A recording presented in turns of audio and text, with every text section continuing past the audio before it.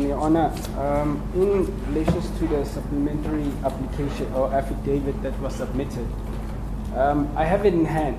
This is my reply, but unfortunately it's not commissioned, number one, and I have annexures that are to it that needs to be copied, and I need to have a copy. This is my original. So there's no way I was taken while I was writing, and I was not done. I understand that, Mr. Bester, but if you recall, before we adjourned, I gave you 4 or 5 opportunities to stand this matter down, and you chose to be here at 2 o'clock. And that is, unfortunately, that's where you now sit. That's fine, Your Honor, but at the end of the day, I can't submit an affidavit that's not commissioned. It's also not commissioned. And that is why you were given 4 or 5 opportunities, Mr. Bester. So we are here because you insisted we are here, and you received. And if you recall, I explained to you several times that if you don't find that, you are bound to your founding and replying.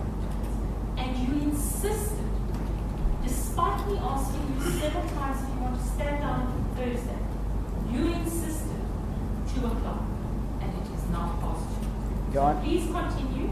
There is no further effort. Can That was your choice. Can I finish? So I'm saying, can I finish what I'm stating? Please. The process of commissioning this, it's not up to me, Your Honor. I'm in a cell, and I have to get authorities to commission it. I have to get authorities to approve the complainant request to go and make copies somewhere else. It's not up to me to make those copies in my own cell. That is why we are here, Your Honor. I do not have access to those things. So I was not able to get these things commissioned. I was taken immediately to come here. I explained that I am not done in the sense of making copies. I was then informed I should request the court for a postponement, which is not in my doing. These copies, I have all my documents here. If the court wants to make copies for me, I have no problem. Do you understand? But at the end of the day, it's the process within prison that blocks me from making the commissioning officer is a member of correctional services. I have informed the head of prison. He did ask me to request for a postponement to get this affidavit commissioned. There's absolutely nothing I can do about that, Your Honor. And second, my annexures, which are pertaining to most of the allegations brought by the respondents, I cannot put them because they are my original copies. So if I submit them, I do not have any documentations with me. And that's basically what I need the court to understand. And then moving on from there, Your Honor, I will address the court as the court wishes, but I do want to highlight that I feel that the court is being prejudiced towards me. Your Honor, dealing with the responding, a supplementary affidavit that's submitted by the respondents, Your Honor.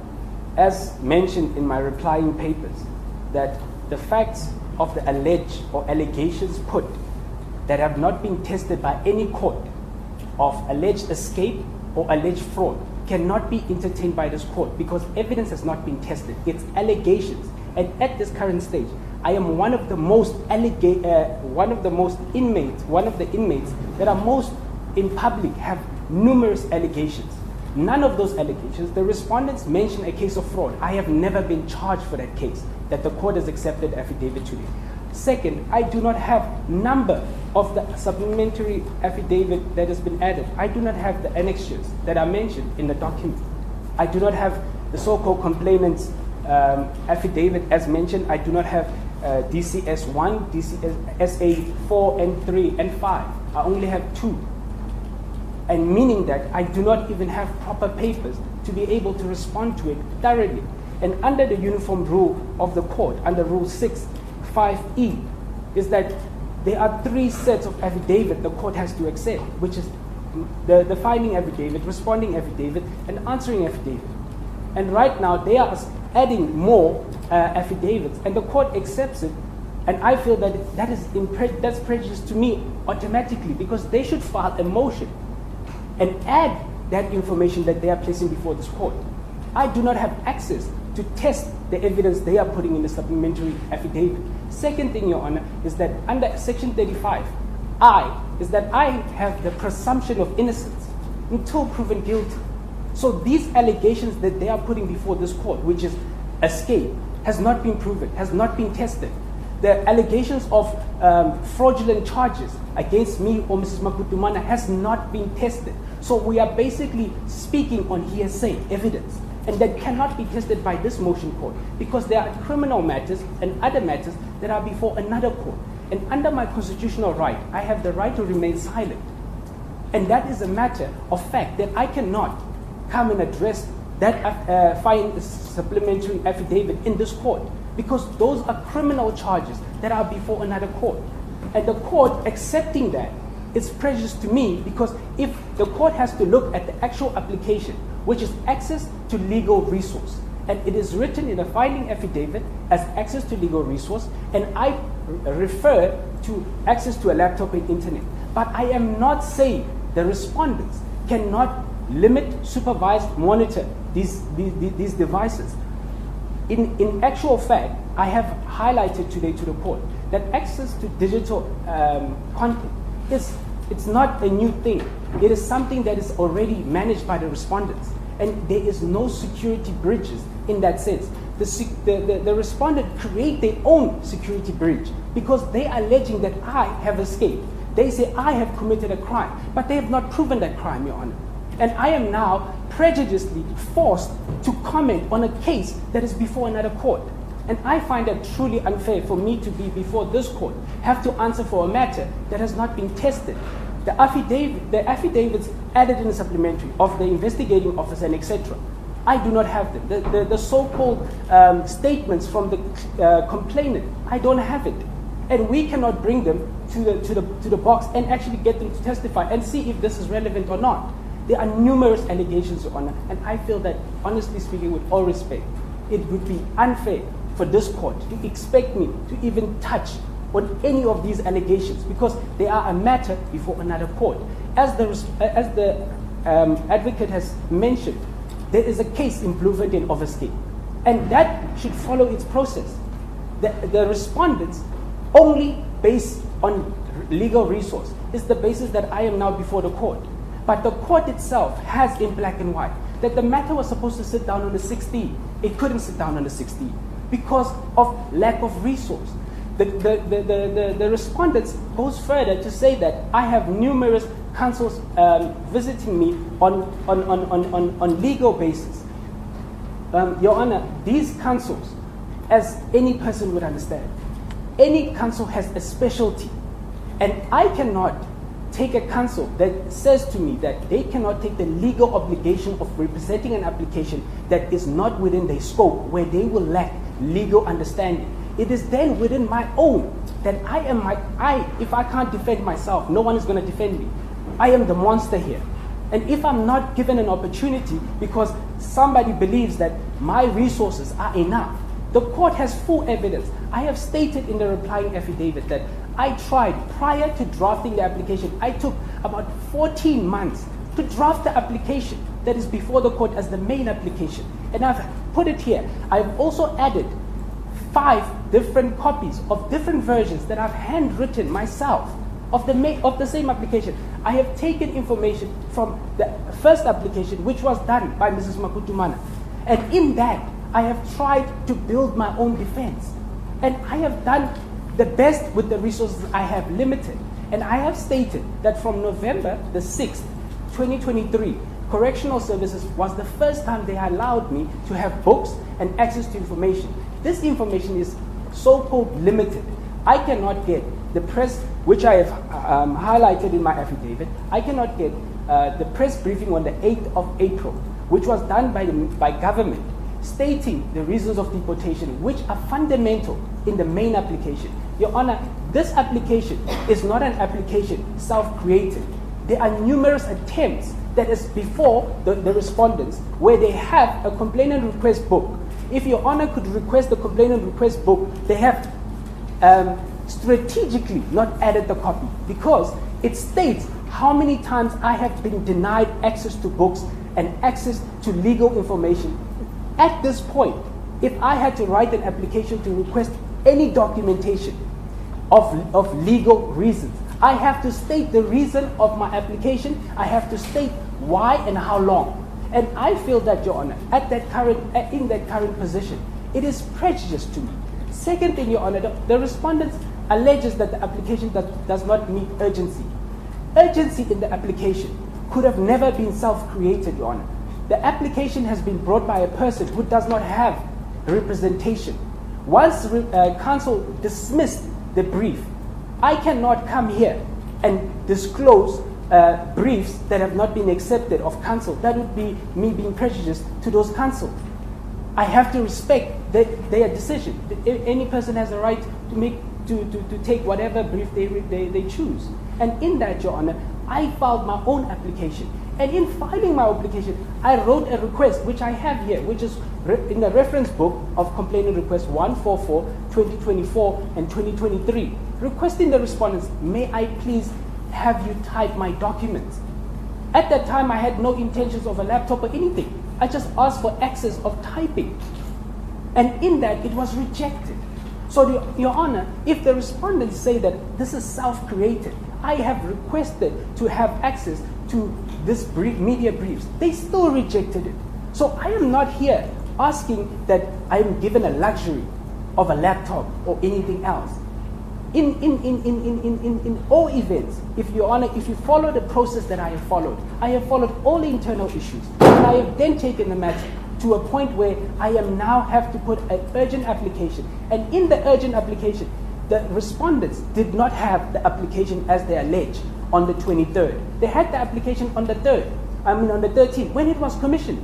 The commissioning of oath has a stamp of the head of prison. He had it immediately.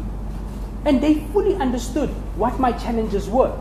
From that point until now that we come before the court, I have been having back and forth. Your Honor, the register of this court will explain. Yesterday in the afternoon, I had to get an assistant of a third person to call the court to ask for a requisition. If I had not done that, I would not be put before this court. And this court is digital. It is not my choice that the court goes digital. And it is absolutely would be unfair of me to expect a third party to do as I wish, when I wish, as in accessing my applications on my times. And I feel that the respondents have not proven at any point that I do not have, I have numerous access to legal resource. They are saying that I'm self-created. They are saying that I have access to legal visit. But Your Honor, a criminal attorney is a criminal attorney. We're talking about a civil matter. This is a civil matter before a civil process. And I cannot take somebody who's before a criminal matter who insists that they cannot represent me on a international civil matter to come and do that. Because they are bound by practice of the attorney rules. I cannot do that.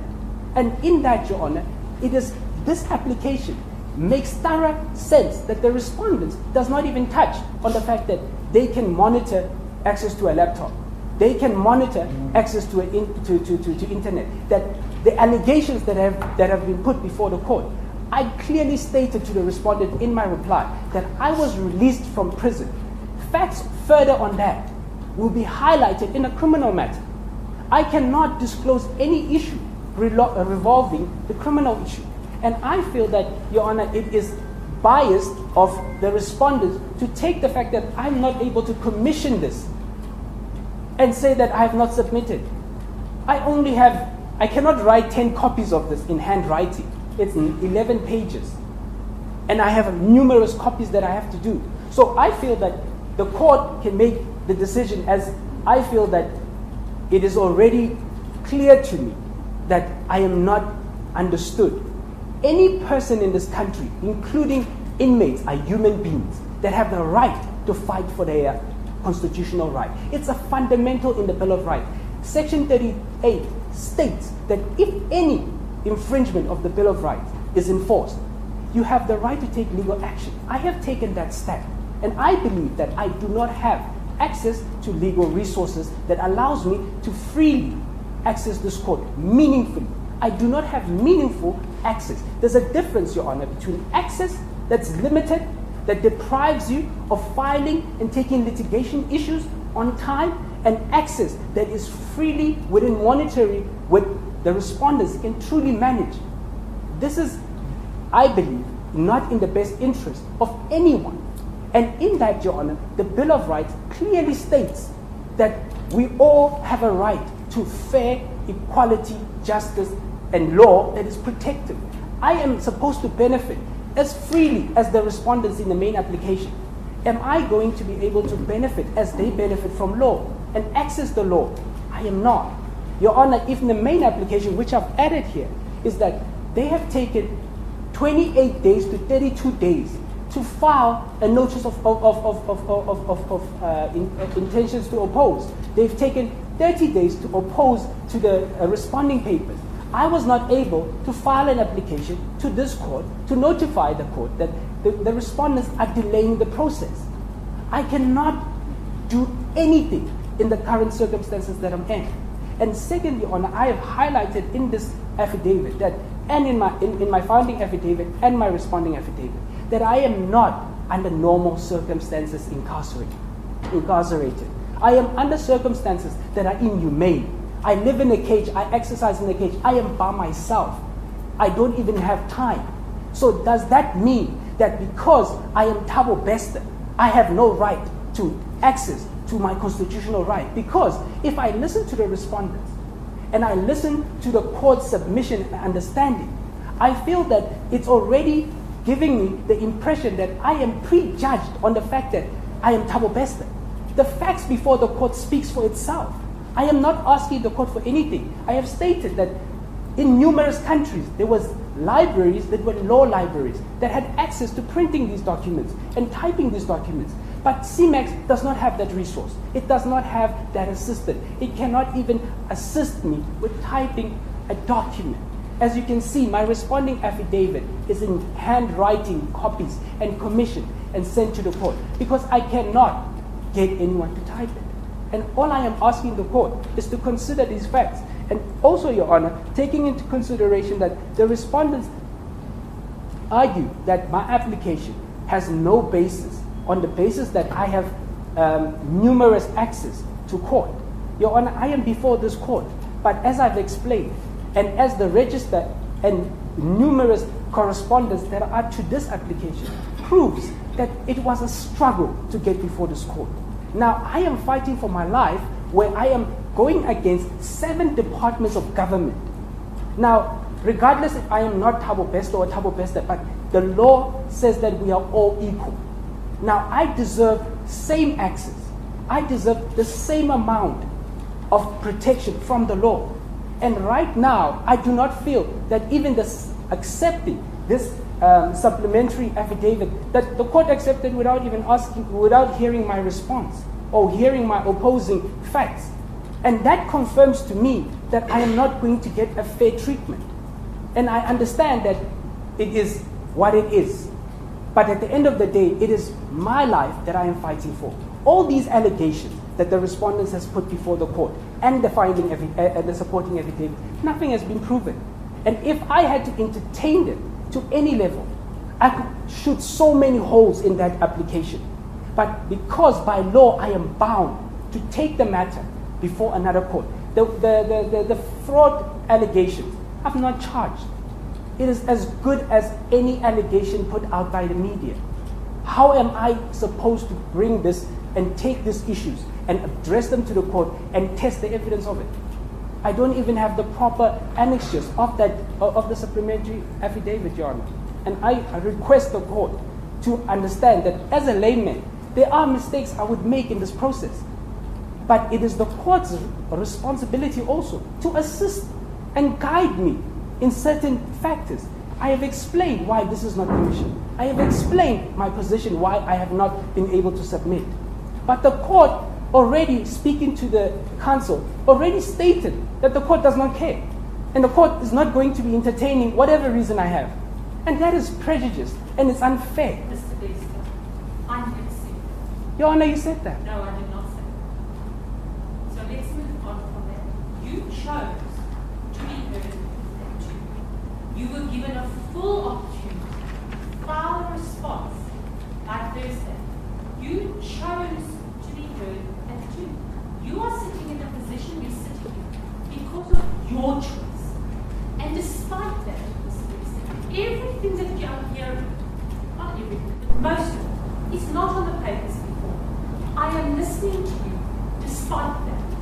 So please move on. Your Honor, Let's finalize this. You've made your submissions. Is there anything further? You are welcome to make further submissions. yeah, Your Honor, I just want to know how would I be able, because I have added this in my everything that I've stated now in my affidavit. Yeah. You have told me that what you're telling me now is in your affidavit. Yes. So I just want to know how would I get it to you, so since it's not before you. Submissions, Mr. Best. Is there anything else you'd like to submit? Welcome. Just on the closing point of my submissions, Your Honor, I want to state that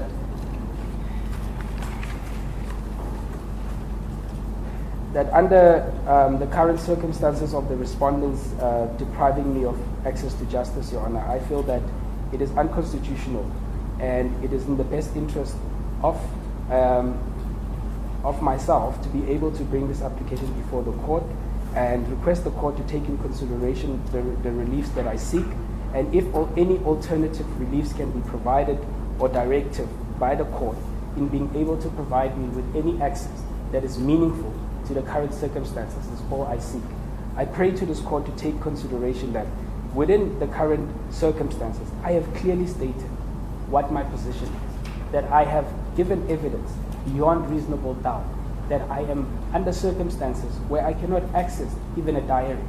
And because of those small factors, they make a huge difference. If you cannot take a diary of notes to a point where the court says I can access books, accessing hard copy material is as hard as accessing a diary.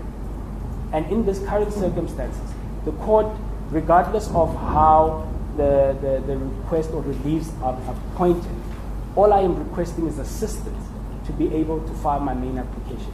I am not requesting for a specific as long as I have access. The respondents can provide any means or any way that they are able to provide me with meaningful access, that I'm able to access the evidence that I've stated, and that I'm able to file my application and be able to represent myself as best as I can, which is what I am constitutionally given. And I request the court to take that into consideration in this whole process.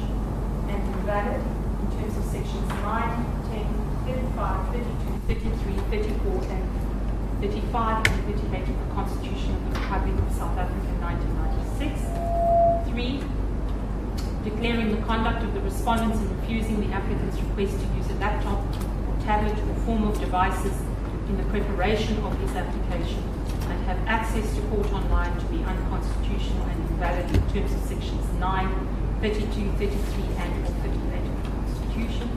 4. Declaring the conduct of the respondents in refusing the applicant's request to information by documents or interest in preparation of the application and further legal matters and research to be unconstitutional and invalid in terms of sections 9, 32, 33 and 38 of the Constitution.